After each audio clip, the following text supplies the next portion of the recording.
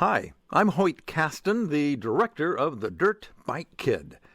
I have in my hands the clapper slate from the final shot of the location photography of the film Dirt Bighk Kid, only it was called Crazy Wheels at that time, and the date is May the 11th, 1985, some 29 years ago. And I thought I would start this commentary off properly with a slate. So let's have take one, commentary. I was selected by Julie Corman because of my work with Not Necessarily the News, which was an HBO comedy show. And it was my first time ever to direct a feature film. Matter of fact, I hadn't directed anything longer probably than a 5-minute sketch on Not Necessarily the News. I came up through commercials and then a few corporate video sorts of things, but never had I told a story probably longer than 5 minutes or so. So it was a great deal of trust that Julie put in me to do this. And so I had a lot of pressure, and I wasn't the only first-time performer or first-time actor or first-time crew member. Well, as a matter of fact, it was the first screenplay by our two screenplay writers, and it was, of course, our star, Peter Billingsley. It was his second or third film, and he was, of course, known for A Christmas Story. And even Peter, in The Christmas Story, it was more of a narration by the voice-over memory of the writer. But this, he had extended dialogue for the first time, and dramatic scenes, action scenes, all sorts of things. So it was a first-time experience for a lot of us. I was helped because I brought along a lot of my Not Necessarily the News actors. Ann Bloom, who plays Peter's mother. Jack is who our character's name is. And by the way, it's, of course, this whole story by Julie Corman is based on Jack and the Beanstalk. Instead of magic beans, we've got a magic dirt bike. I was given the script, and I was given a free hand to adapt it to how I wanted to show it. And I was very respectful of the original writing, but I kind of did some adapting of it to fit more a director's point of view. So I made a few changes and a few things in the lines that I thought would maybe be a little bit better.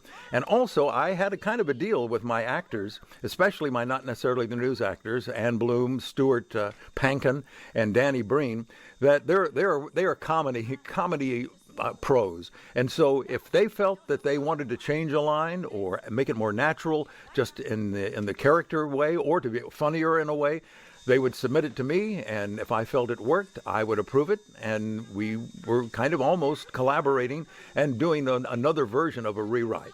When I rewrote it, basically it was to make it more visual in the sense that I put in screen directions and things and transitions and all.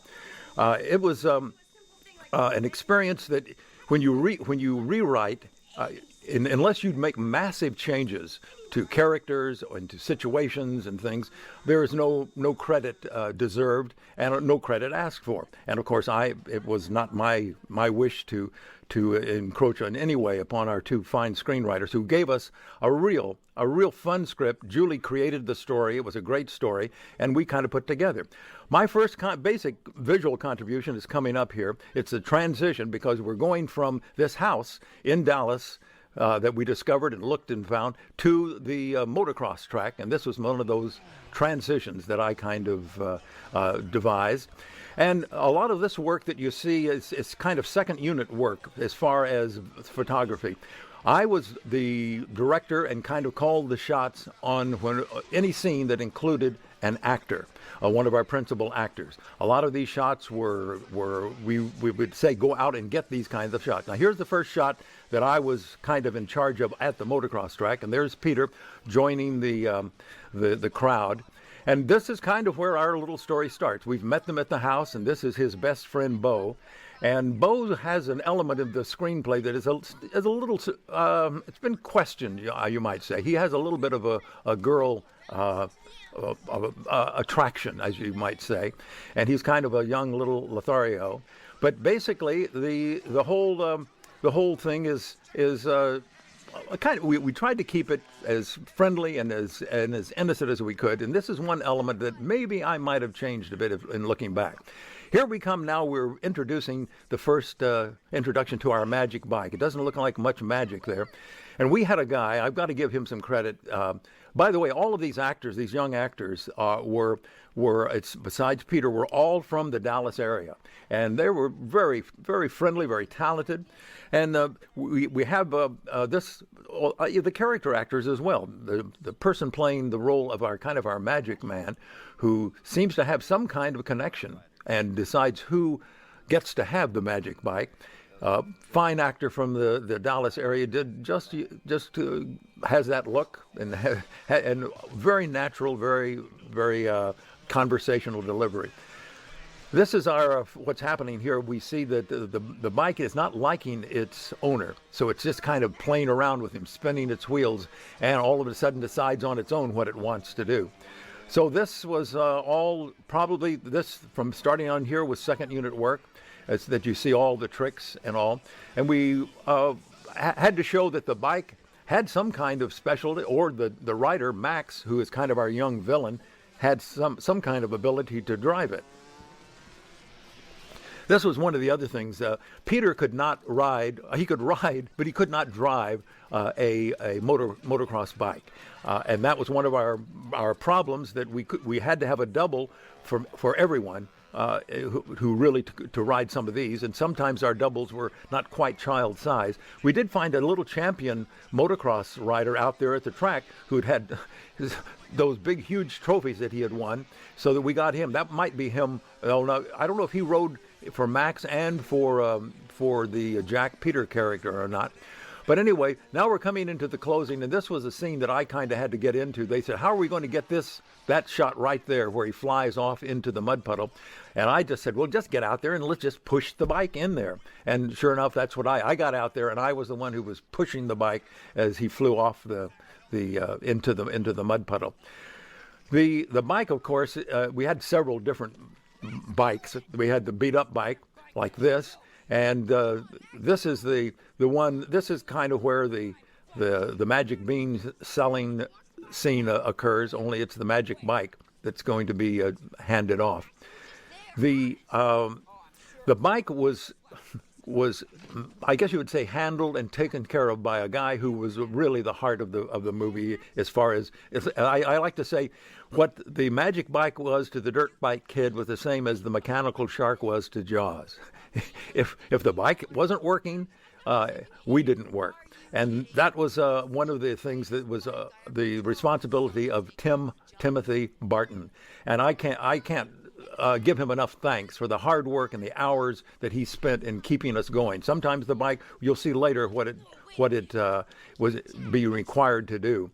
But it was one of the things that made, I think, the attraction that a lot of people back in the 80s, the young kids who saw this movie. I've been doing a little research on the internet. And by the way, speaking of research, I moved from Los Angeles back to Kansas, where I live now, and all of my material was put into storage on the Dirt Bike Kid, and I didn't have a way to go back and get the original scripts and some of the original things. So I had to, I'm going to have to do a lot on memory of what actually occurred and the differences and the things, how we changed the original script. This first scene was the first scene we really directed. I directed it, we shot. And we went out and we rehearsed it for the camera and the cameraman and all the crew. And then we went back into the house while they lit it. And I worked with the actors, and we discovered that we wanted to do something different. And so we came out. I wanted a little more movement around the bike. Well, I learned as a first-time director that your director of cinematography is not too happy when you come out with a scene that has been changed, that they have already lighted. So, but they had to, this is the way we wanted. I wanted to add a little bit more life to it. And my dear friend Ann Bloom was, and we call her Annie. Annie was just I just think adorable in this. And she told me that when I was talking to her recently, that it was required of her, and I don't know if it was Julie or someone, but it probably was, she had to tell us her true age, so that we would know that it was believable that she could be the mother of a child at the age of Peter. And she said that in the days before Google, you could lie about your age, but now with Google, everybody knows. Well, this is the part of the house that we had to choose. I wanted to have a detached garage. I wanted to have a back exit from the bedroom of the boy so that he could climb down. And this is a scene where you have to start suspending your disbelief in this magic fantasy movie. Anne is going to be sitting there doing the bills, and she puts on her headphones and is kind of going to be, that's so that she doesn't hear the Bighk when it eventually takes off. But you can see Peter is sneaking in, and this is kind of a boy meets dog, or his well, I guess you would say boy meets dog and falls in love with the pet. And this is kind of the scene that we created here. One of the things I think that I brought to the movie when I did kind of my rewrite and as directing, I think I pumped up the heart of the movie a little bit. That kind of emotional, maybe a little schmaltzy, but I kind of used, and you can see a little bit of magic happening there, and that was all Tim Burton was the one who showed us how to do these kind of requirements to see that this magic bike is being repaired as it's being cleaned up. It's one of those kind of sentimental things. I'm a kind of a sentimental guy, and I kind of wanted to add that element of my childhood. I've kind of brought a lot of my childhood, I think, into this movie. One of the things that I added, probably the most significant thing that I did add to the script, was the addition of the two headlights as the eyes of the bike. This really brought the personality, of course, into the bike, and I operated the lights myself. I was the one who did the turning the lights on and swiveling them around in every scene, so that was my performance as far as it went. But we see here, and the music, by the way, the music that's playing was by a friend of mine, Bill Bowersock, and his partner, and this is a love song, and I think it's very appropriate. Some people are asked why a love song here, but I think the boy is going to fall in love, is meeting the kind of the dirt bike love of his life. Now that element there you just saw, Peter's glasses falling off. Well, we had to have Peter in the helmet at all times for safety, examples, but also so that it would mask him when we had our doubles doing it. And we had, every time he took it on and off, we had to take the glasses on and off. And so Peter kind of improvised it with every actor that was near him whenever they were going together. Well, all of a sudden we see the magic has occurred, and we're off on that first jaunt as I think she probably would have heard that, but in our little world that we're creating, that kind of suspension of disbelief is going. Now, these are all second unit works, and that's a stunt driver who is riding it. Now, this is Danny Breen. Danny is another great friend and a cast member of Not Necessarily the News. His was more of a kind of a goofy role, didn't have a lot of lines, but Danny is one of the funniest guys you'll ever want to meet. He's if you're sitting around a trailer, he started out in Second City, the famous Chicago improvisational group, and he's worked in improvisation most of the time. So he could come up with lines that would help us, and he did. He added a few of his lines and then other sorts of things. Now, that bike is not actually moving. This bike is now on top of a trailer that's being pulled, and the camera is low, and so it's Peter is just sitting on it. It isn't actually moving. Of course, we intercut it with the stunt drivers as well, but Peter could not drive the bike. I know Julie says in her interview on this DVD that's why we picked him, that he could. Well, he couldn't, and so we had to mask that as much as possible. But Tim Burton had made that bike flexible enough. It had a little training wheel on the bottom. Now, this is, by the way, a process shot that you'll see here on this first chase as he goes up the fire escape. That is a process shot of the bike going from building to building. Otherwise, we usually have a lot of models that we used, and we'll talk more about that when that occurs. But that's all that stunt. Okay, this is at nighttime, as a matter of fact. We'll talk a little bit more of that, but when you change from day to night, we shot all of the day scenes first, and then we went to night and shot all of the night scenes. This was a location I discovered when we were driving around, and I thought, wow, this would be great, the American flag at the park. Let's have a little red, white, and blue, and that be the scene where our villain group, the bikers, the ones who are going to be poor Jack's nemesis throughout the movie. And this is a real fun and great actor. Weasel Forshaw is his name, and his character is Big Slime. And he's just a cuddly teddy bear, but he can act and be very, very mean. But I wanted at this time, one of my choices at this for this role at the time, I was a big fan of Michael Richards, of the Seinfeld show, and back then it was Fridays, and that he was a star of. He couldn't do it, so Weasel, and I think I'm kind of glad, really. I think Weasel brings a more believable biker role to this, and as a real kind of character. And he was a Dallas actor that, and he could actually ride the bike at this, but it's as if the bike is out of control. It's taking him on a wild ride, and of course he is now showing you that he can control who rides him and what he does. Well, there's the classic land on the bike where it hurts. Now that bike was not moving by power; it was being pulled. That's a stunt driver. Now we're going off on our first flight. As it takes off, that's a model. And that's a model swung over things, and that's Peter. The amazing way that Tim Barton, our bike manager, figured out how to do these flight scenes with Peter like this is he strapped the bike to a 4x8 piece of plywood, put 2x4s on either end so that they overlapped and had 4 handles. We lifted it up, put it on a basketball that was on top of a table, and we then could tilt it forward and back and around and zoom by it and make it look like Peter was flying. It was really, I thought, an ingenious solution to and a low budget solution to making it fly. And we were inside of a building at night when we saw all of that flying sequences at night. Now we're coming to the bedroom, and this was the scene of some of the. This shot that's coming up right now, there are a lot of scenes that I'll talk about in the bedroom, but of course we shot all of the bedroom scenes at the same time and then intercut them later, so we had to make sure that we remembered exactly how we were doing it and what happened.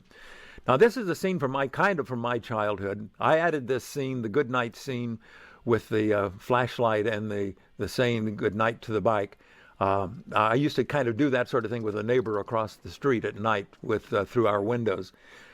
It is a transition to morning, and now Anne is going to have to take the dirt bike. She's going to try to get her money back somehow from it. Well, the bike is resisting, of course. Now, if you'll notice that when she's putting the bike in, that we have her now.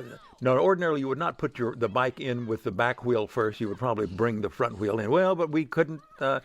We needed to have the bike's eyes looking out at what's going on. And of course, during this whole conversation, and it's really interesting, the relationship between Peter and Annie. Annie was just telling me that they really did kind of have a mother-son kind of relationship that they developed, and they're working and all. But she said it got a little too much mother-son when he started asking some questions, some boy-girl questions that she kind of shied away from. But she really had a bond. They bonded together very, very well. And she was really a great mom. And so we, of course, it would have to have the bike sticking out like that. So for the departure, this is a scene that I would probably change if I were going to change it again. It ends with an incident that I probably wouldn't do again, and I don't know why I wasn't sensitive enough at the time to think about it. But this is a confrontation between the boy who sold the bike, and he kind of gives the single digit salute, and that probably doesn't really have a place in the movie. But we're going to see for the first time how the bike does act on its own. We've seen it stationary, we've seen it riding and all, but now it's going to be riderless, and we're going to see that it somehow has a magic as it begins to creep out. Tim Barton figured a way to put a tiny little one-wheel training wheel thing on the far side of the bike that was powered, and it was able to move the bike. This is a scene where we're going to meet some of our final characters of our story. And this was the day at the baseball field, and it was the only day that I did not make my day. and I'll talk more about that later. But you have to shoot so many things. This is Patrick Collins, who I wanted to have one of my not necessarily the news people play this part, Mitchell Lawrence, but Mitchell was busy. So Patrick I had met and really grown to like when I was doing commercials. And I'm so pleased with his performance in that, the interesting and unique character that he brought to it.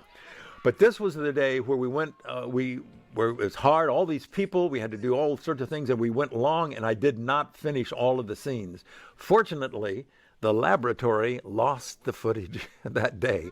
So, and not all of it, but so we were able to go back, and the insurance paid for us to go back, and I got to finish that one day that I did not make all the shots that I needed. The relationship between Peter and Patrick is not that close as they would have with Anne and all. Now this is Sage Parker, who you just saw her swing. She'll see her coming up in a little bit.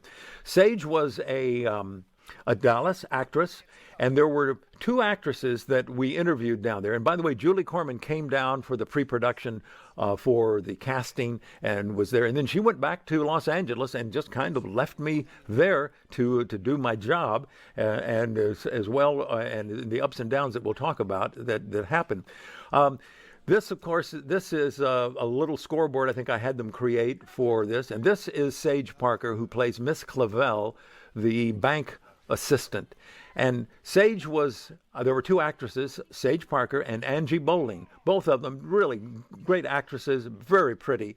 And my preference in the auditions, and who knows exactly why you're attracted to one actress or another in a performance, I wanted Angie Bowling to play this character. But Julie, in her wisdom, said, I think Sage ought to play that character. And when someone who is given Martin Scorsese his first job as a movie director says that, you say, well, yes, ma'am, I think that will be a pretty good choice. And I'm so glad. I tell you, Sage was just fantastic. This is Stuart Pankin. Stuart plays the evil banker. And all of the lines, I don't know, I mean, a lot of the lines that you hear were his origination, his twist on the original line. And my deal with everyone, especially with Stuart, who had more lines to change, that I said, Stuart, you can create a line as long as it connects with the person's line coming into your speech and reconnects with the person speaking after you speak. And that's what he did. And he would submit them, and I don't know if I ever turned anything down because he was so good at it. You saw the Bighk is arriving at the ballpark, and this was a place where one of the lowest parts of my experience, and one of the most trying parts, was my relationship with the director of photography. The director of photography was the most experienced crew member. He had done 20-some films, and a lot of them he had done for the Cormans. He was not my choice for my DP. I had another one, but the Cormans, Roger and Julie, decided that he should work for theirs. And I think they probably wanted to make sure that someone knew. And I will give him his due. It was he lit this movie beautifully. We'll talk more about that yet, but you'll watch it. He lit it with a series of light bulbs many times, soft lights, so that the lighting is very natural. I think the look of this movie is very, very natural. However, he was not a collaborative DP with me. He was wanting to control things more, and I have a feeling that he was wanting to take control of the whole movie and would like to have seen me gone. And Sage was telling me in our conversation that she felt that he was trying to make a DP camp and a director's camp on the set. But fortunately, I was surrounded by people like Sage and by Patrick here and by my friends from not necessarily the news, which was supportive. And it was after the reshoot, I believe, of this day that he was very insubordinate in front of the cast and crew, and even Peter was saying, "What's happening?" He was questioning the incident, and I knew that I had to step up as a director and make the choice. And I told them, I said, if you ever do that again, I'm going to fire you. I'm going to bring our camera operator in. He will be my DP. Our gaffer will be our lighting director, and we will move on without you. Well, he settled down pretty much. And again, as I say, he gave me a beautifully lit lit pro. But from that point on, even my assistant director, who was only on his second film, said that's when you became a director, when you kind of mounted the horse and started riding it. Now, we've seen all of the introduction of all of our main characters now. We've had our villain is being introduced, our main villain, and here we are at Mike's Doghouse. Now, just look at this. This I can't recall really like approving drawings. I think Julie probably had more to do with the approval of the art directions and things, because I was just inundated with decisions that I can't even, it's a kind of a fog. But they created this Doghouse from an existing restaurant, and you'll see of a lot of the neat things. They designed the baseball uniforms for both teams, the bank logo, all of those things. And it was their first time as art directors and property masters on movies. Some of them went on to do, like our property master went on for, I think, 17 more films. Some people were on here for the first time, and a few went on. This was the only film on our crew that they worked. This that was a little subplot introduction. This is the food fight, and I wasn't really a great food fight director. That isn't what drew me to this script. It wasn't kind of the slapstick stuff, but this scene right here was the last thing we shot this day, and we were running out of time, and time is money, and that was the big thing. We're a low-budget film, about $800,000. It's what we were spending down there in Dallas and in the post-production and everything.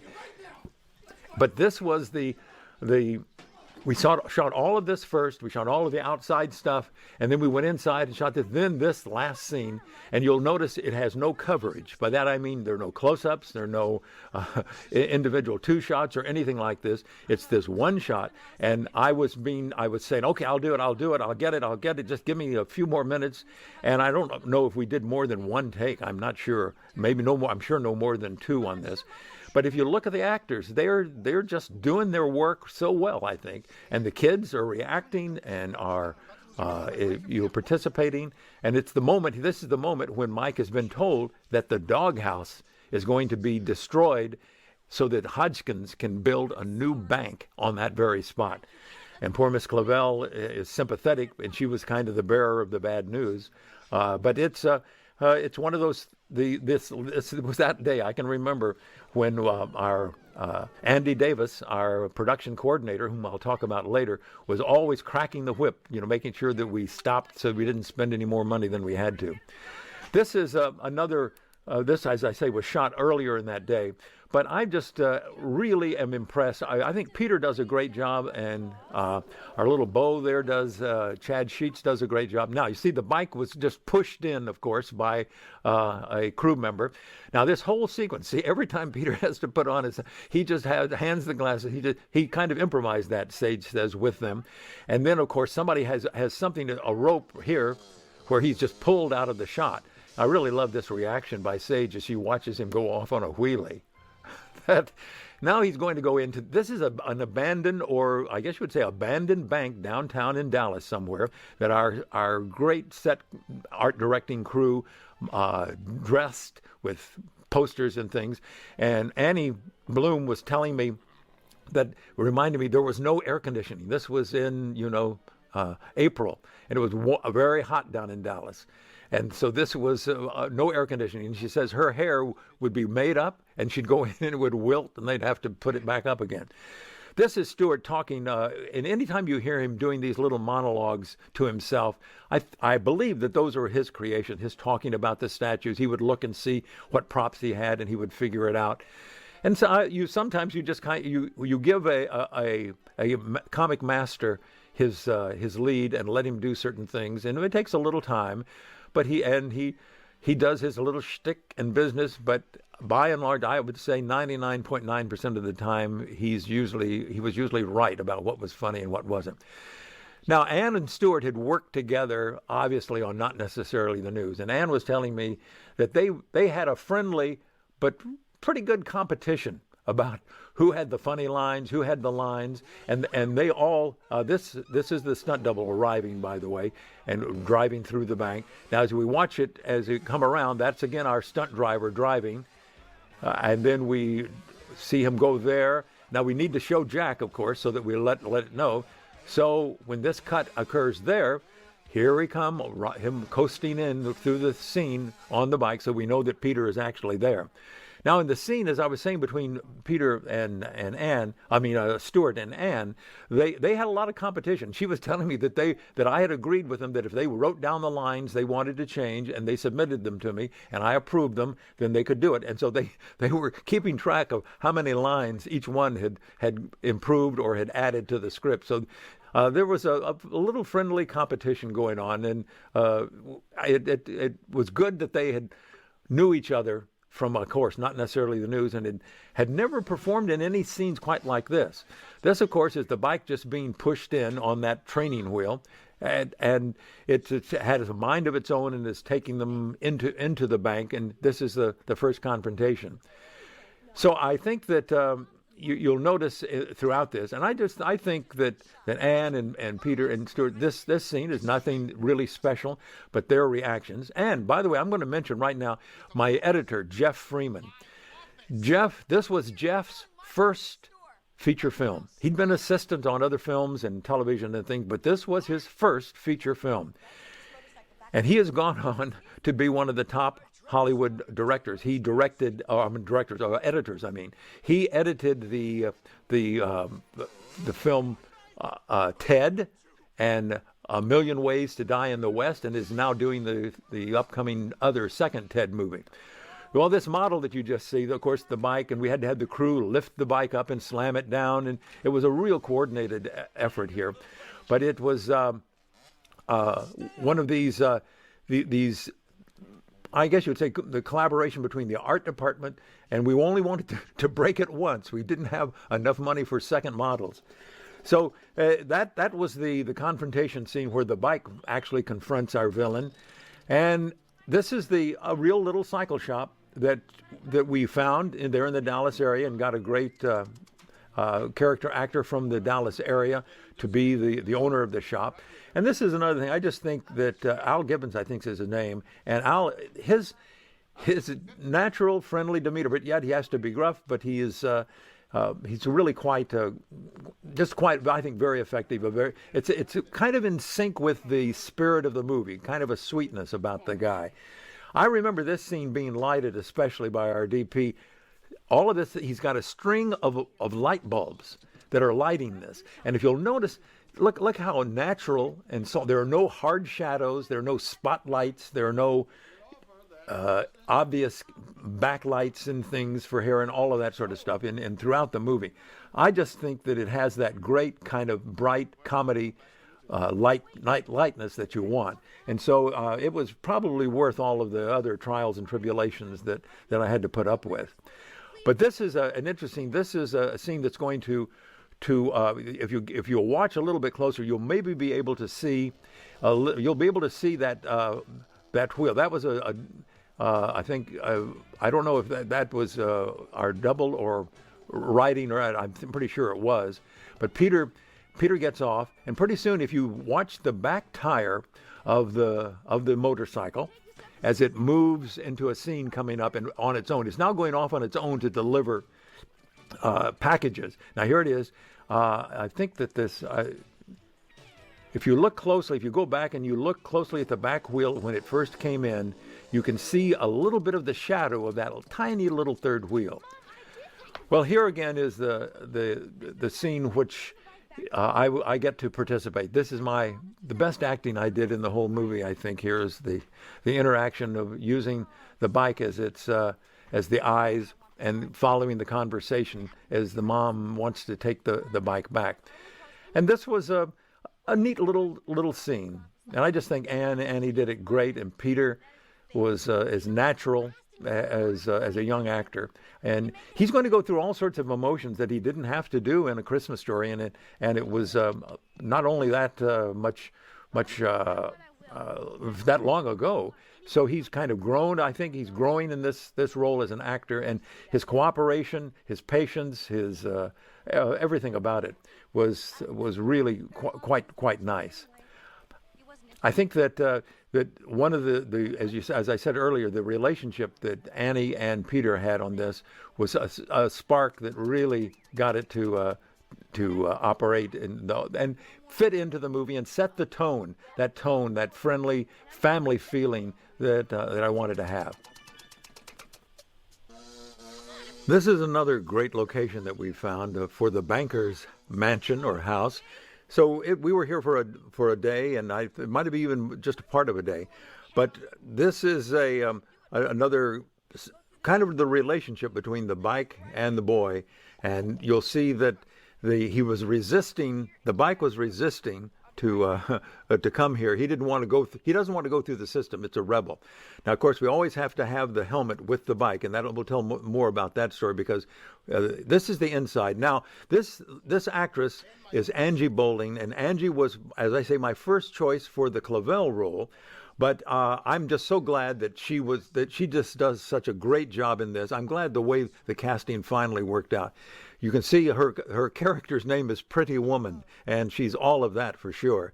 But she has this relationship with this banker. This, of course, is where the Jack's mother, Peter's Anne Bloom, would have been at this meeting inside the house.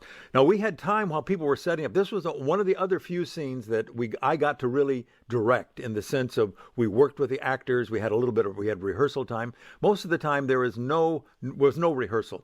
We would just simply bring the actors in, block it for the camera, and then quickly, and they'd light it, and then we'd come in. We'd have a little time to go over things, but by and large, it was just pretty quick. The lighting was done. Was done very quickly because of, basically, like I said, light bulbs and things were. So we moved along quite quickly. This is the dog that I named. I think I named in the script Shylock. Stuart, being of the Jewish faith, didn't particularly like that Shakespearean reference to the dog, and so he nicknamed him or changed the name to Scrooge. Now, this is interesting. If you look outside, this relationship between Peter and Stuart really it's quite this young kid is really acting against a very strong actor who knows his stuff and it doesn't brook any kind of weakness at all. He's very, very particular, and he is reacting, and Peter is just standing right up to him. They've created a real kind of nice little relationship. But this is another thing. I'm more for off-camera action and violence and whatnot. So that crash that you hear off camera was kind of I didn't want to see the window being broken. I wanted the imagination of the viewer's mind to imagine what was happening. Now, of course, watch this great push. This is a real push that Stuart gives Peter to finally get him off of his back. This little song is a creation by Stuart, and is part of his character. And Stuart was a stage actor in New York for several years, so he brings a classical sense of script and of character to these things that it was, just uniquely his. Once we moved from here to the outside, this was again, I don't know how they found him, but sure enough, the bikers somehow discovered where Peter was, and they were on his trail here. And this is the confrontation. We had to build a huge ramp. You'll see a shot a little bit later on where the Bighk kind of zooms off when he's escaping from the bikers who will see arriving here shortly. But we had to build this big ramp, and I think that while that was being done was why I got to have a little bit of rehearsal time. But sure enough, here on the bank president's lawn, here comes that Big Slime and his group. And the Bighk is not cooperating in the Bik's life. He doesn't want to have anything to do with go through the system, because that's just what young Jack has just made a meeting with the bank board, and so that's where he's all excited about heading. He's trying to convince the Bighk that that's the thing to do, and the Bighk is being obstinate. So all of a sudden, there it is. It goes up. And that big leap, that short shot was the result of building a big ramp there. This house, if you take a look at this house, this is a perfect house. I needed to find a house in Dallas. We looked all over that had the detached garage, that had the 2-story, had a back back bedroom that had a little balcony with a tree that they could climb down. This was a great house. And I don't know, we were there for several days, and I don't know how the family appreciated our stay. They were very generous and very gracious in letting us kind of go in. All of our locations were real locations. No, that I can recall, no studio created shot. And that piece of artwork that you just saw, the picture of Stewart made to look older, like it was his father who had passed down Hodgkin's Bank. That was probably Hodgkin's the first or whatever. But these are some very fun and great to be around actors from the Dallas area as our board of directors. This was all the casting was done. Some of the casting was done in Los Angeles, and most of it was done there in Dallas. And they have a great acting pool down there, and it was fun to get to know a lot of these. And they were there all. There's Sage now as Miss Clavel coming in. I just think she really looks terrific in that red dress, and she's now saying that young Jack is here to have the meeting that he's arranged. And of course, Hodgkins never intended. He was so distracted by the pretty woman, he doesn't even probably recall that it was happening. Now you're going to see a little bit later. Now you see the way the doors are. This is a press conference that's coming up, and here's another model that's being presented. And here come the press. Now see the guy on the right with the red tie. They're just coming into the screen on the right. That's Andy Davis. Andy was our production coordinator, and he was the whip cracker. And it was only his second film. I think it was his first as a production coordinator, but he was brand new to the business. But boy, I tell you, he would crack that financial whip. He was not. I didn't really have a pleasant engagement very often. He was also thinking of the creative. He was also helping us get, I think, some of the computer things done. He was doing a lot of great things that we needed. But he was the one who was my nemesis in the sense of saying, Hoyt, we got to get it done, because if we went over an hour, that cost us money. Of course, you can see the scene here in the combination of Peter on the bike and then our stunt double coming in.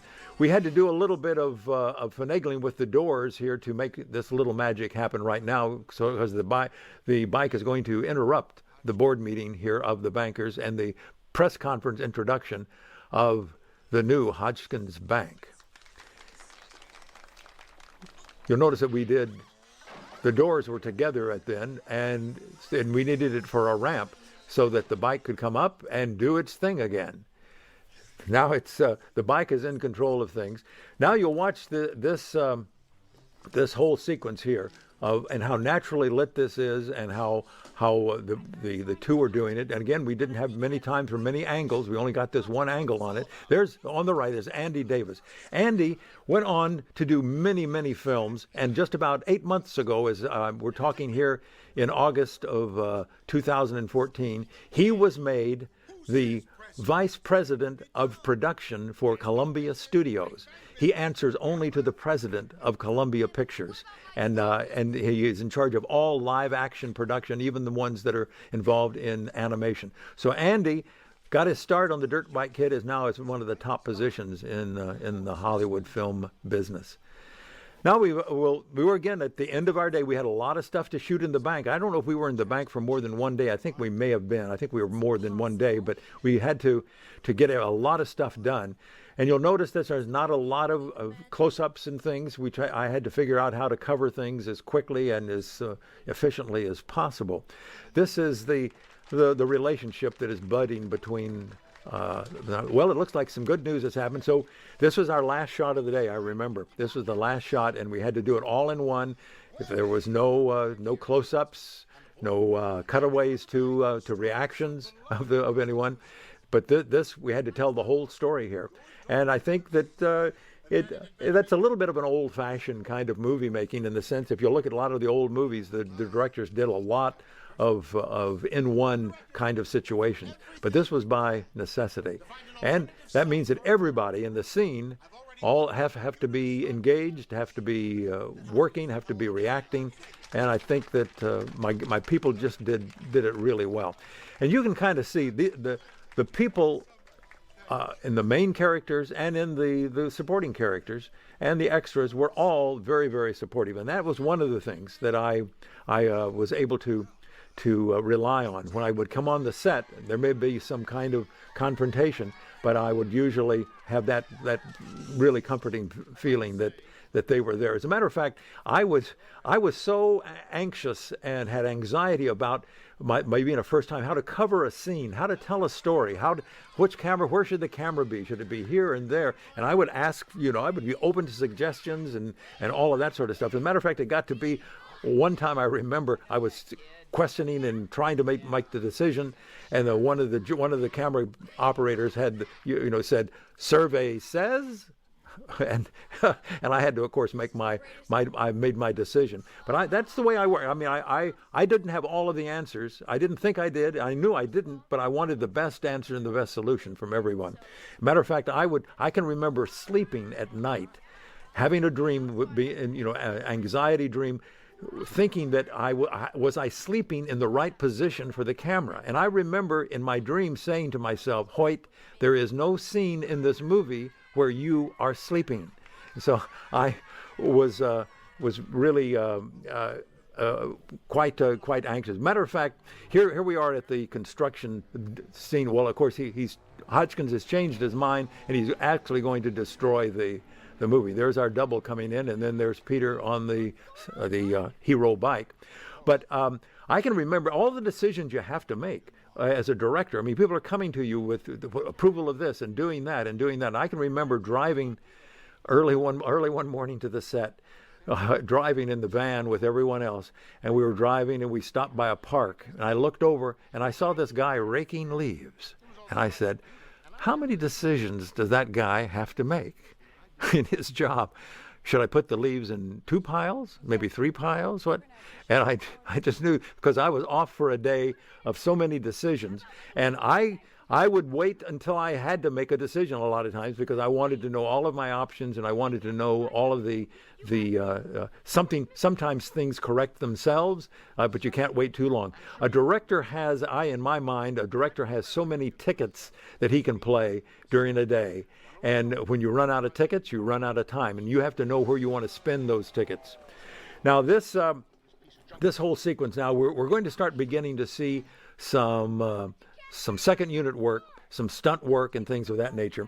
And I've just got to talk about one of my favorite people on the set, and his name was Randy Fife, and he was our stunt coordinator. He was a good-looking young guy, and of course that was 30 years ago or so.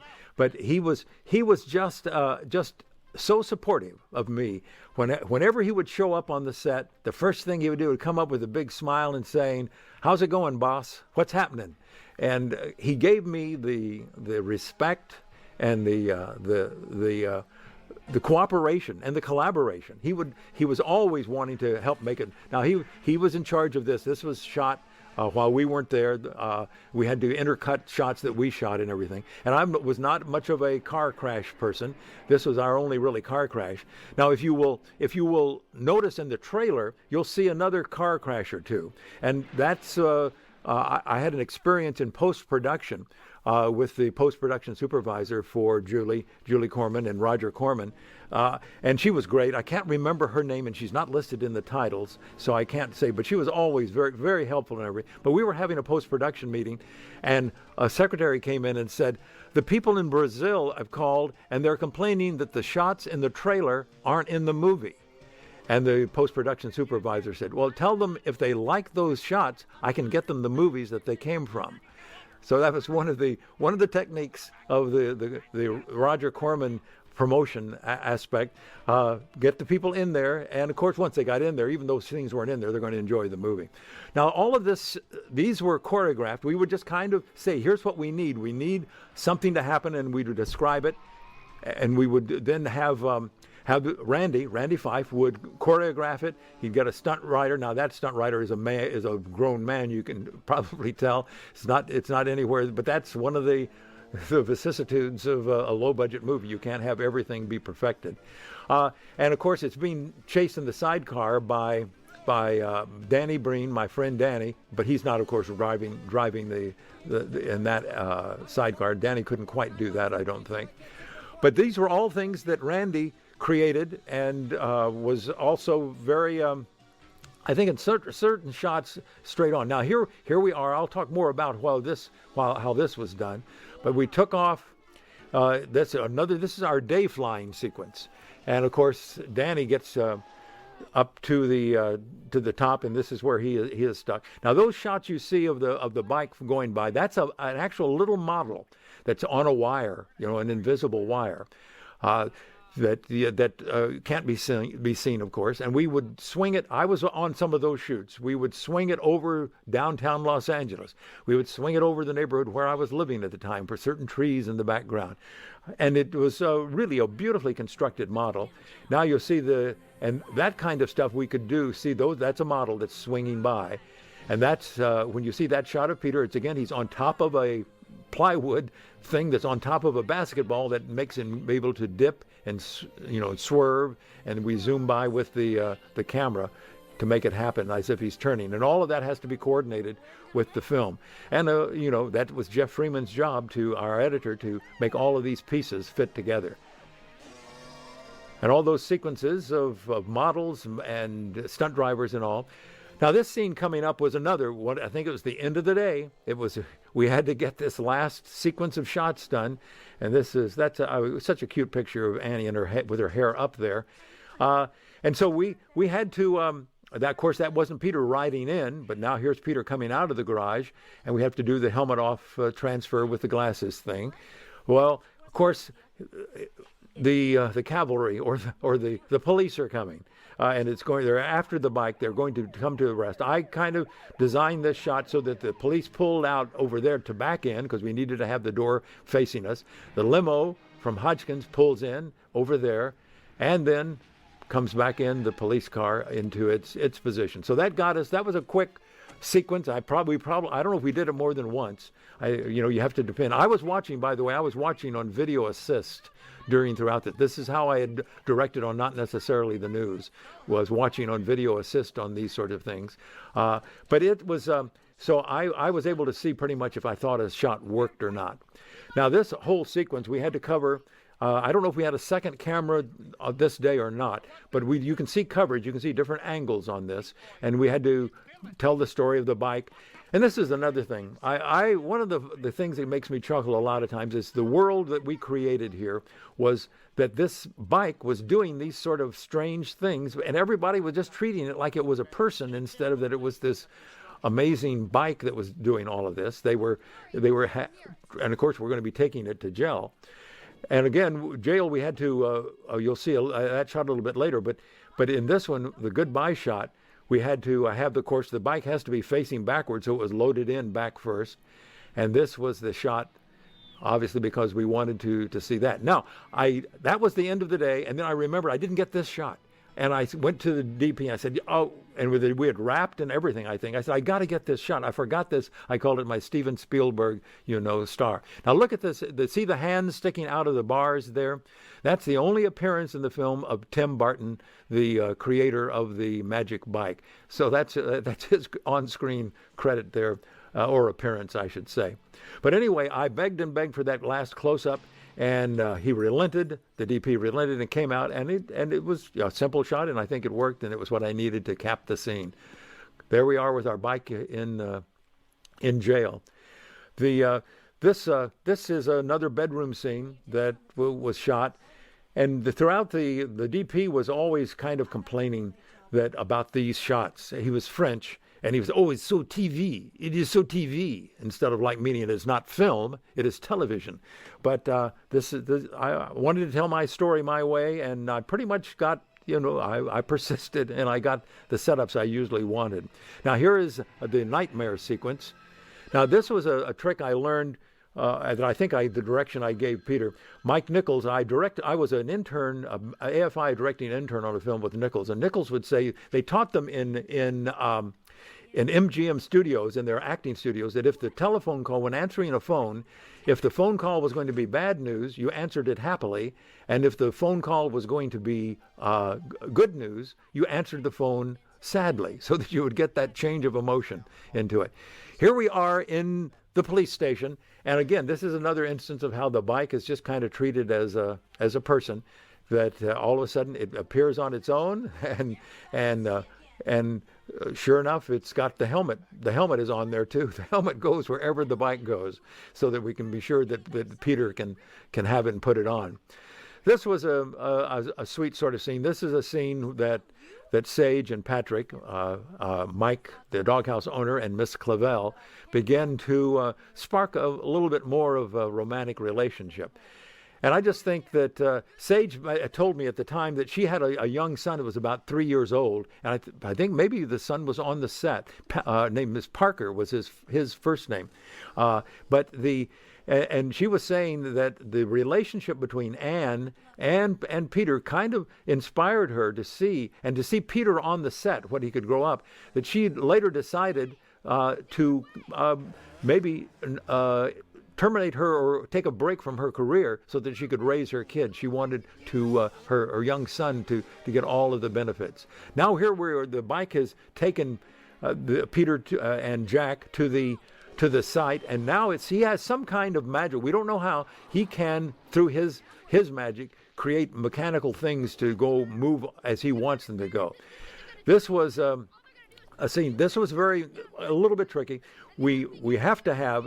Peter he took off he fell, he took off his helmet, and he's holding this helmet, and that's a necessity because the Bighk is now going to run off. It's going to try to do its magic from a distance, and we needed to have, when the Bighk showed up again, it should have the helmet. Now Peter was putting it on the helmet so he could get on the Bighk, and the Bighk swiped it, and it's going off on its own. And all of that was done with the magic of Tim Burton and the Bighk. And we see it go. And sometimes Sage reminded me that the Bighk wouldn't work. It was broken sometimes, and we'd have to wait. And that was kind of the bane of a lot of people's existence on the set. When the Bighk wasn't working, we weren't working. But Tim did a great job. He made it happen when we needed it to happen. This is another example of kind of the range of the emotion that Peter had to perform. This is an anger, kind of frustrated thing. That I think he did a terrific job on it. He wasn't the only actor who came through for me. All of them did. It was just a great ensemble cast of minor roles, major roles, extras. Everybody down in the Dallas area just contributed. And this one actor, by the way, this is Stewart, waxing eloquent from his classical stage experience. He created a lot of these lines that he's saying now, I'm sure. I couldn't verify. But this is an actor named John Galt. He was an actor down in the Dallas area, character actor. As a matter of fact, he's known as the godfather of voices because he does a lot of the voices you've heard on some of the computer games that have been played. He does, I guess, under Prey, Deus Ex, Shadow Warrior, some of those voices. And he was also the voice of Lyndon Johnson in Forrest Gump and JFK, 2 Academy Award-winning movies. So when you have those kind of actors to play some of your minor roles, you know you're in good shape. This was a scene that was also criticized of being too TV, with the foreground crying and then the computer in the background. But this was setting up. I wanted to show the switch of emotions. Now, our magic Bighk is trying to communicate electronically, magically, to urge our hero on how to solve the problem of Hodgkin's Bank taking over Mike's Doghouse. We got to find out. How can we find out? Well, it's got to be through the computer. So it's commuting. It's doing it's roaring. It's doing its best to communicate, to try to make the message, and then it just runs out of gas or whatever. Its energy is depleted.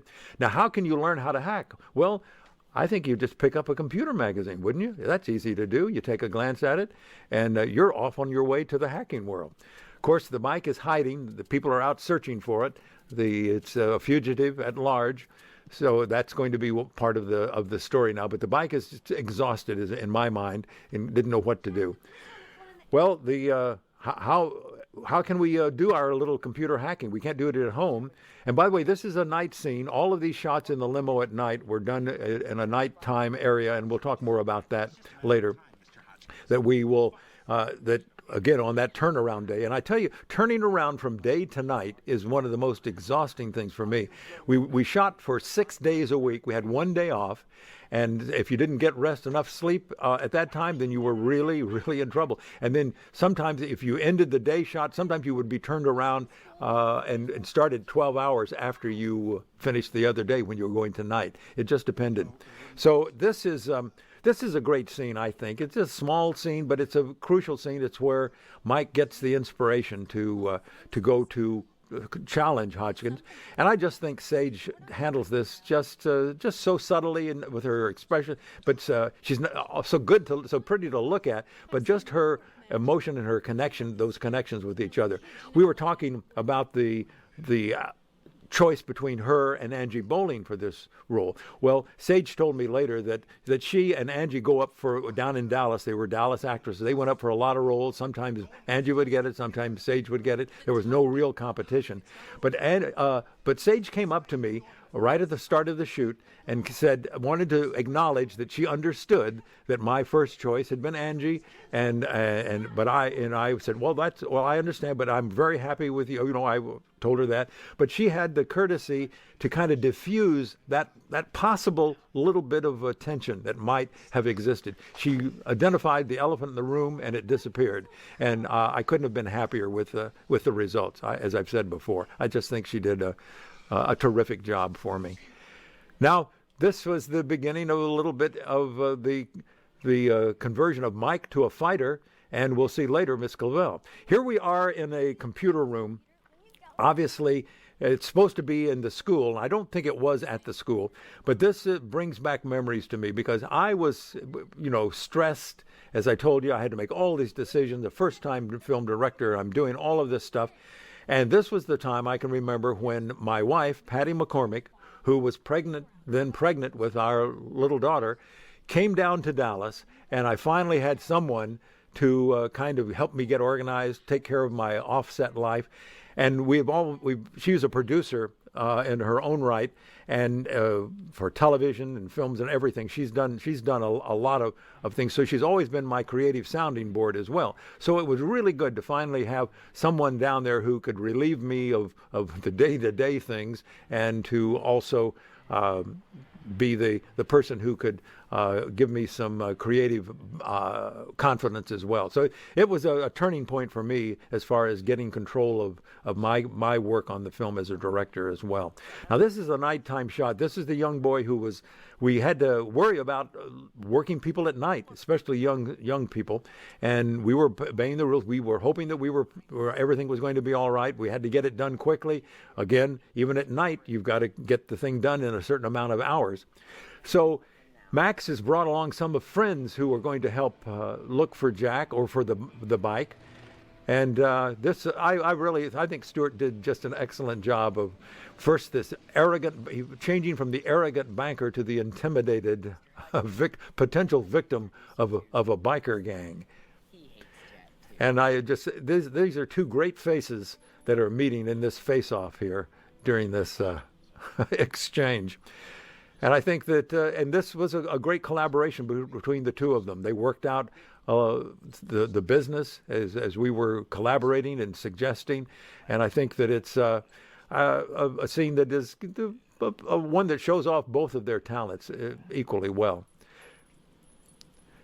I especially love the next little love tug that Big Slime gives Banker Hodgkins. One of the things that it was always on a set that I work on, it has to be a collaborative set. A director is a selector many times. You can't perform the roles. They give you things and you say no, yes, that's what I like. And so that's kind of what it is. If you have the time, you have more time to explore. You have more time to try out things, rehearse. But unfortunately, that wasn't our situation there. We had to get things done quite quickly. This was a kind of a risky sequence in this far into the film. The action is going and happening, and here all of a sudden we kind of slow down. We've got to now do the computer figuring out of exactly what to do. here's Danny making the arrest. And this, again, I think Danny comes in with a lot of suggestions. I can't remember all of his suggestions. But, of course, I mean, to handcuff the Bighk. I think that this is, and then to wrestle with it. And Danny has to do a little bit of slapstick stuff here and kind of a goofy kind of character, which is, he handles it so well you'd think that's about what he does. But he's such a great, subtle comic actor as well. But this is another one of those, a little bit of suspension of disbelief, because the Bighk, we figured out that we rationalized it that the Bighk was still pretty weak from its nighttime, communication with the computer to send his young master into the computer world to find out. And now they're looking into the bank files, and this is where they discover, in the plot wise, that the Hodgkins Bank is going to be built on land that they are buying from Hodgkins Realty, so that he's kind of double dipping here on this. So all of this information that is gathered here, we have to kind of tell the story and keep the story moving along. And I think most of this was part of the original screenplay, and I think that our screenplay writers did a terrific job of making a scene like this work, because you've got a lot of exposition to tell, and it's got to be done well. And then you notice the green on black computer display, and that's what it was back then. It was not anything real fancy, and this is what we had. Of course, we didn't have this done. All of those scenes were done in post-production by people who were working on that area of the film. As I said, it's a collaborative nature. I had so many people who contributed things. As I said, the property master, it was her first film, and she brought whatever we needed. It was there. All I had to do was ask, and it would show up very, very quickly. It was just a real supportive environment for me from all of those people who were sometimes, as I say, working on their first film. This exchange, I think that some of these lines that Stewart are giving, I think are Stewart lines, where he kind of took the character that when he read the script, he started thinking about all the different aspects of his character's personality. This exchange between these two kids, I think they did a very, very nice job working together. Chad went on to do some very nice roles as a youngster as well down in the Dallas area. And it wasn't just the Dallas actors that gave us great support and a great production. The crew that was available down there, and some of them, as I said before, were not experienced at all. As a matter of fact, the sound department, all the people in the sound on our production crew were first time doing things in that position that they were performing. Our ADR editor and dialogue editor was his first time ever doing that. But on the set, very crucial to gather all of these things that are happening, all the sound, the boom operator was the only time he had ever done it, and he never did it again. The Daryl Henke, who was our sound mixer, went on to do other things, but it was his first time mixing sound on a film, which is just amazing that we got the great results that we did for people who were as inexperienced as they were. Of course, there were those great character actresses. I don't recall the name of this lady here, but she was a great foil for Stewart. And Stewart, when you bring two strong actors together face to face, the sparks fly, and it works its magic very well. Another thing is the makeup people who were on their very first film. I have to mention Jean Ann Black. It was the only 1 year's experience. It was her fourth film, but it was only 1 year's experience. She was the hairstylist and makeup and the head person who took care of all of our lovely ladies. And Adele Frank, it was her first film for makeup. She was the assistant hairstylist and the assistant makeup stylist. They took care of everybody, and they did such a terrific job with it that I will be forever in debt. Our assistant editor, Julie Webb, who worked back in Los Angeles, it was her first film as assistant editor. So we had a first-time editor in Jeff Freeman and a first-time assistant in Julie Webb, and Julie went on to do 7 other films. The camera department was probably our least experienced group. 6 out of 8 positions were being performed by people for the first time. I really got to like Rob Blattman, who was our camera operator. Great personality, and that's what you want as a director and anybody. You want to have the personalities around the camera to be very engaging, to be upbeat and positive, and Rob was that. He was a good supporter for me. And he was working on his very first film as a camera operator. Now that's a crucial position. The cameras have to move, the cameras have to be in focus, they have to zoom, they have to frame it up just right, and it's a big responsibility to be on your very first film doing that. I mentioned Daryl Henke, who was the sound mixer, as it was his first film as well, and he went on to do other things. Rob, I don't think, did all that much more later, but I know that Daryl did. He had 33 credits later after that you can find on IMDb. Find that on the internet. That's a database for shows, for actors, for production directors, everything. You can see what people's credits are. Matter of fact, Daryl had 33 credits on the Dallas TV series as a sound mixer for 15 of those episodes. Another addition that I made to the script, I think I did. Now, it could have been in the original. I don't have the two to compare, but it happens at the construction site. We're going to be joining the construction site where the banker has already decided that he's going to destroy things, and he wants it to be remote. Hodgkins wants it to be a remote thing. At least that's the way we worked the script, so that he could push the button on it himself and do the destruction work. This, of course, is another second unit work done by my good friend Randy Fife, and Randy designed it, as I said, and he had to create these obstacles and the adventure of the chase. One thing, we're dealing with film here too, and that's another aspect of this. It's not videotape, or it's not just digital hard drives, as many of the movies are now being made on both film and television. We had film, and it had to go in and be processed, and then we had to have daily screenings of it where we would go in to see our dailies. I remember at this time we were looking at the place where we were looking at the dailies. A Trip to Bountiful, the same movie, was screening its dailies there at the same time. Another economic aspect of film is that you don't print every take. Now, we weren't making that many takes. I don't know how many times we went over 2 or 3, but you make the prints of the ones you want to see, and that costs you money each time you do that. And a key person in deciding or keeping records, I guess that's it, keeping records and track of what we're doing, was our script supervisor, and that was Paula Asaf. And Paula was doing her second film. She was, and a script supervisor's job is really very, very burdensome. They have to know what every shot was, what it covered. Then they have to keep watching to make sure that if you're going to match any kind of action, if a person picks up something in one scene and you're going to be matching it in another scene, she's got to, or he, whoever is the script supervisor, has got to put down what that hand was it the right hand, the left hand? Did he do it on the line, or did he do it after the line? All of those sort of things are really quite necessary, and keeps the director in mind. Now we're coming on this whole big scene. Let me say one thing here about this sequence here with Chad, and we just saw him talk to these young girls, and they called him Pee-wee. Well, you don't know why, because that whole subplot was taken out of the movie.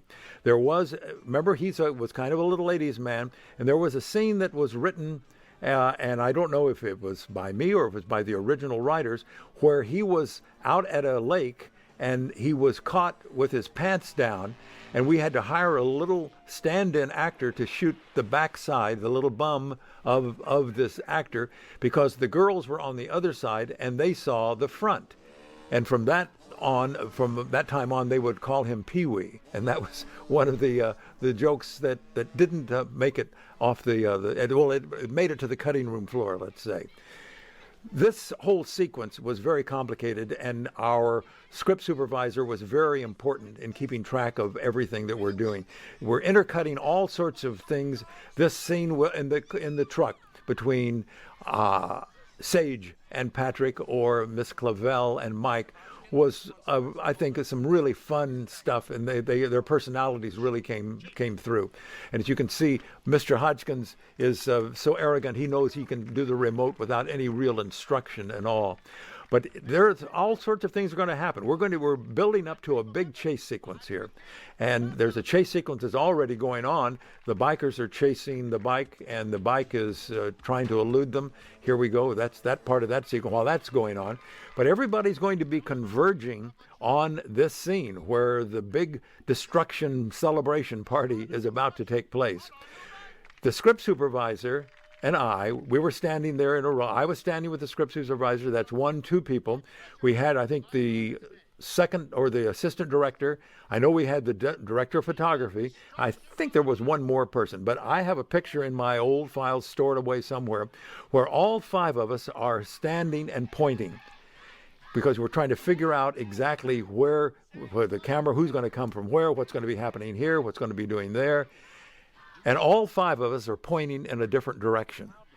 It was a very confusing thing. And for a first-time director in a complicated scene like that, I was glad that I had at least 4 other opinions on exactly how we should cover that shot. This was a beginning again of a sequence, and I'm not much of a food fighter, but this was a very interesting section that the collaboration of everyone, starting with this one throw, and there begins the hectic thing that's going to lead us basically to the end of the film. This is our big climactic fight and chase scene. Stuart is reacting, of course, to the events that are happening. Little kids get hit in the face here and there. He's ducking. Of course, we have our bankers here, and we only could do this with the bankers sitting there with one take. And we got 3, and the 4th one I don't think quite made it. But Stuart is ducking away and reacting, and of course we have our two lovers to be are now getting ready to give a toss.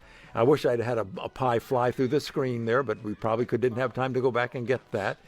But he now decides to do the dirty destruction deed here by starting the remote of control of our bulldozer. This was had a little bit of suspension of disbelief, but one of the things too is that sometimes, see that blue flare there? Well, that's a camera light flare. Somehow the camera leaked light and it damaged the film, but we needed that shot. We couldn't go back and reshoot it, so we had to use it. Here's the big battle of wills coming up, the good versus evil, the magic bike versus the big bad bulldozer. This whole sequence is going to be now culminating, and Stuart's contributions were more than just lines. He's a great physical comedian as well as he is a great verbal comedian and actor. And so we were having these food fights, and one of them was going to maybe hit him in the face and all, but he suggested that you'll see this upcoming sequence, that he admonishes the little boy and says, "Don't do that. That's not the right thing to do." And of course he does it right to him. That's the evil banker. But we did need to have him have the pie in the face, because it's going to be very crucial to the upcoming chase that's just about to begin. And of course, he has a confrontation one more time with little Jack and all. And now Anne loved this. This was one of her relished moments where she got to put the pie in Stuart's face. And we needed his face covered because we needed to camouflage him in the upcoming chase sequence, which is going to happen shortly. But in the meantime, the bike is backing off as it's turned the bulldozer away from Mike's doghouse towards what? Towards the limo. And here we have the limo about ready to be crushed. This was interestingly done. Randy Fife, the stunt coordinator, took care of all of this. What they did, they took the limo out to a salvage yard, crushed the front end, brought it back, pulled the bulldozer on top of it, then went out and crushed the top, bulldozer on it, crushed the bottom, and moved it on down. So it was all done. All that sequence was done clear away. Now, of course, the bike moves in and captures Stuart, Mr. Hodgkins, I should say, and we are off on this chase where we were pointing for, one pointing where they're coming this way. Then we're going to go there. Well, we've got a chase of people on a bicycle. We've got a truck chasing. We've got the police chasing. We've got, there's the chase, and we're off. And this is I went out and scouted some locations. And this, by the way, is, I'll explain a little bit more how we got this shot. This is on the back of a flatbed truck. The Bighk is strapped down, much like it was on that piece of plywood that we used for the flying sequences. And we used 2 cameras this time. Basically, we show the one angle for Peter, basically, and one angle for Stuart, and that was about the time that we had. And we went through the whole thing with them pretending to be riding and bucking and bumping along the way. And all of these things were written in the script. The different sequences, what happened, who was following whom, who was chasing whom. So the chase was written out and was in maybe a blueprint of it, and it was Randy who choreographed the individual aspects of it and the camera and the working and all. One of the things that I did was I went out and scouted locations for the chase, and not only for the chase, but for all the other objects and buildings and locations that we needed. We spent a long time looking for the right house for the family to live in. We looked around for the bank especially. I can remember driving around to look for that model bank, that we would need to reproduce or to show as being constructed later on.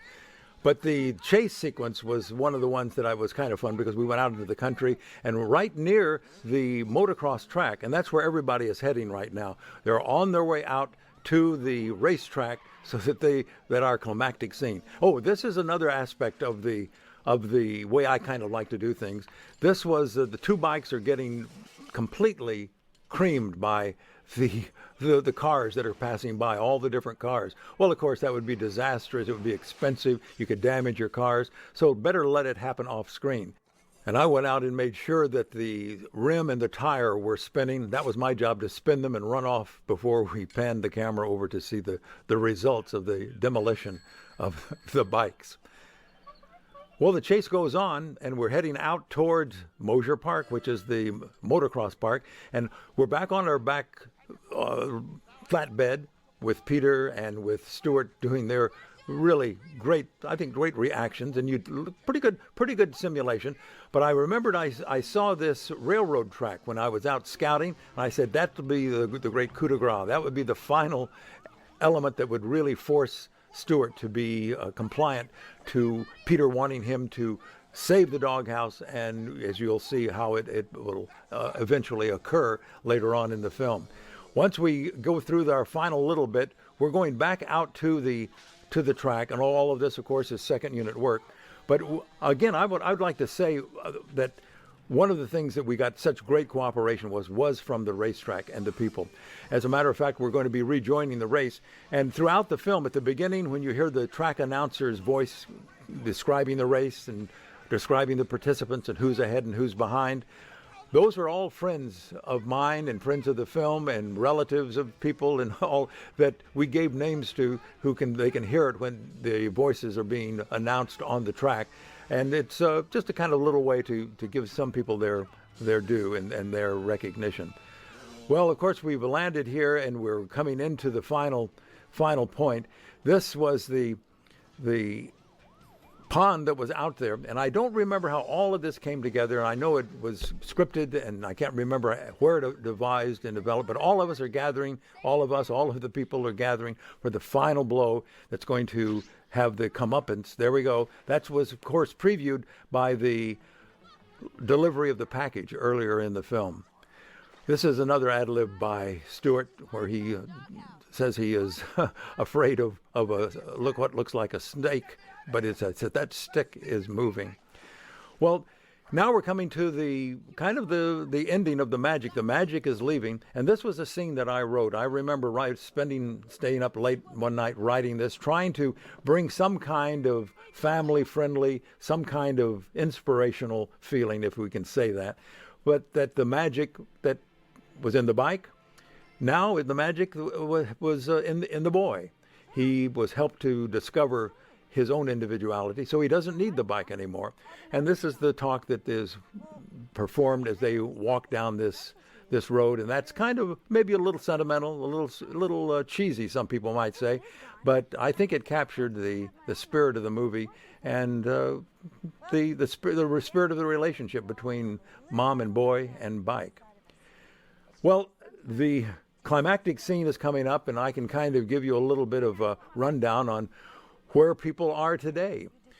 Ann Bloom, who went on to be acting in movies and not necessarily the news for a while, but later on she retired from show business, and she got her master's degree in psychology, and she is now an official accredited master's degree holder of the marriage and family therapy degree.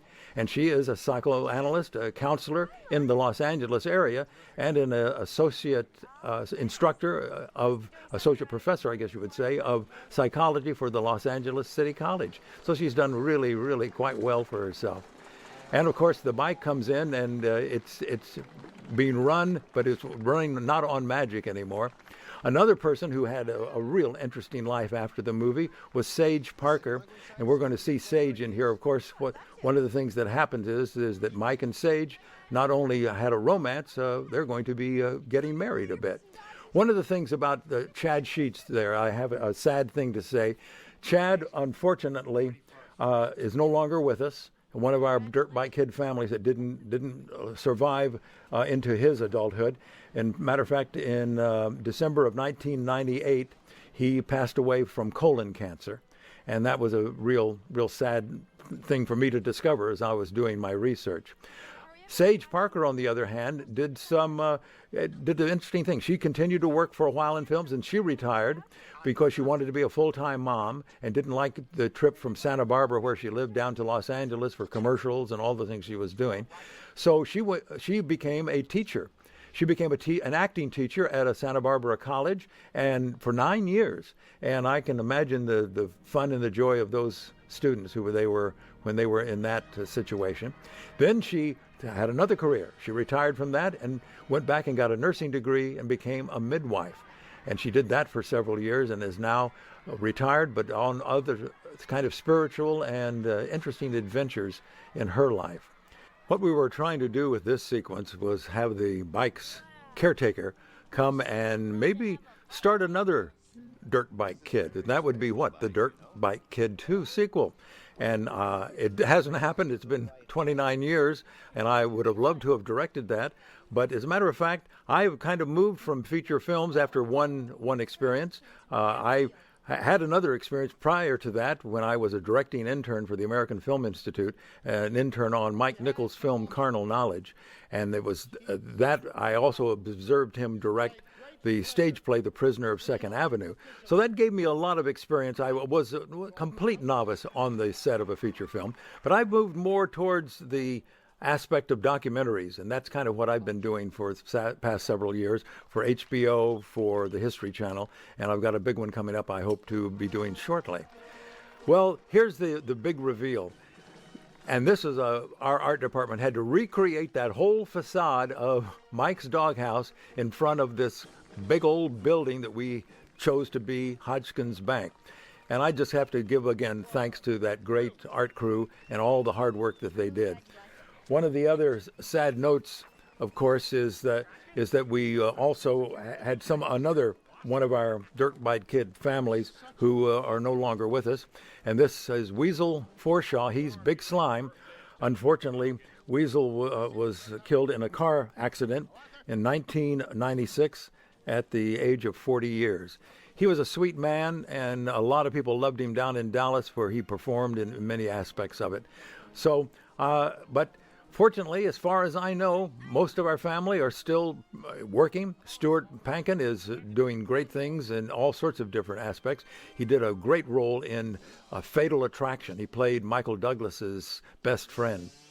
There's so many people that I would need to thank. First and foremost is Julie Corman for giving me the opportunity to direct The Dirt Bike Kid, and for giving me the freedom to make changes, to be as creative as I wanted to be, and for that I will be forever grateful. Probably the most important person to help me get through this was my wife, Patty McCormick, coming down there to help me overcome some of the obstacles and to reinforce my creative decisions, and I will always be grateful for her.